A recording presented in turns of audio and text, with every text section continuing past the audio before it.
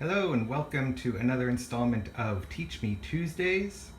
My name is Brian Marchese and today we're going to be talking about snare drums.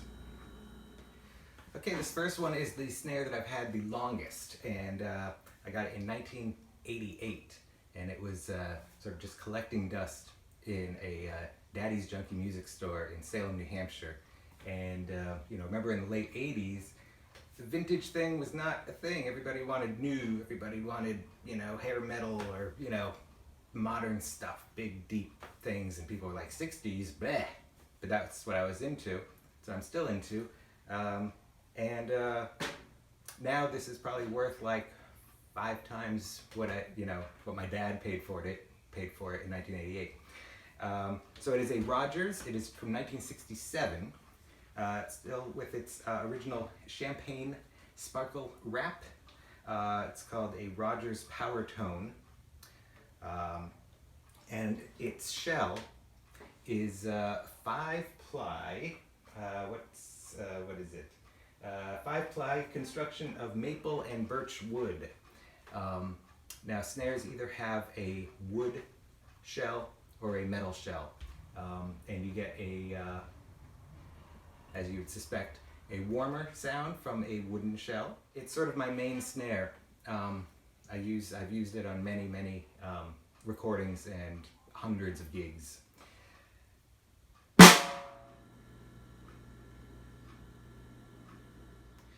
Next is one that might look familiar to anyone who was in their school band.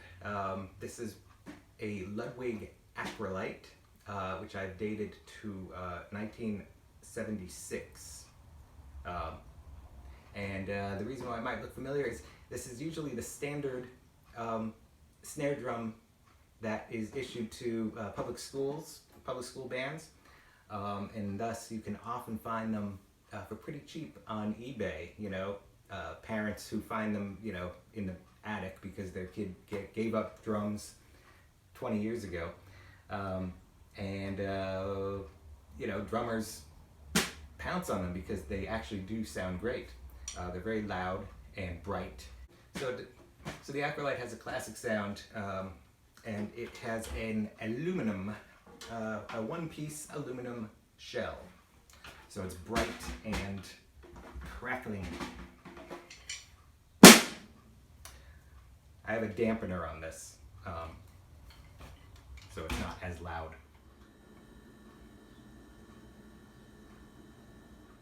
Next up is my most recently acquired snare. In fact, I used some of my stimulus check to buy this. And it is a Ludwig Superphonic, which is known as the most recorded snare drum in rock and roll, especially 60s and 70s rock and roll. It's sort of seen as like the standard snare drum. And it's strange that I never owned one until now. And I still haven't really gotten to play it because we can't play gigs. And sounds great. It's very versatile. And let's see. Yeah, it's known as the king of all snare drums. I dated this one to 1979. Ludwigs are notoriously hard to date. Yeah, so the secret of this sound, they say, is the chrome over aluminum shell. So this is another metal shell. Oops, sorry. So this is another metal shell. And again, can't wait to play it.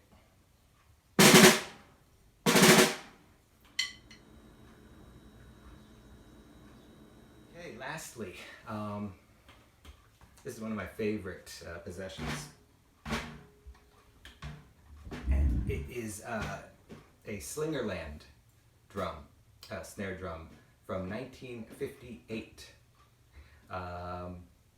It's called the Slingerland Radio King, and it was, like the Ludwig Acrolite, a student issue as opposed to professional. However, I've read that there's no difference in the shell between the student and the professional models. There's actually no difference in the beautiful shell, which is made out of, mahogany, and either maple or poplar, but it's 5-ply and has a very warm sound. And the only difference between the student and the professional was actually the fittings, like the metal things. That's how they cut the costs. It had nothing to do with the stuff that matters. And this is a beautiful, pearl finish. Again, 1958.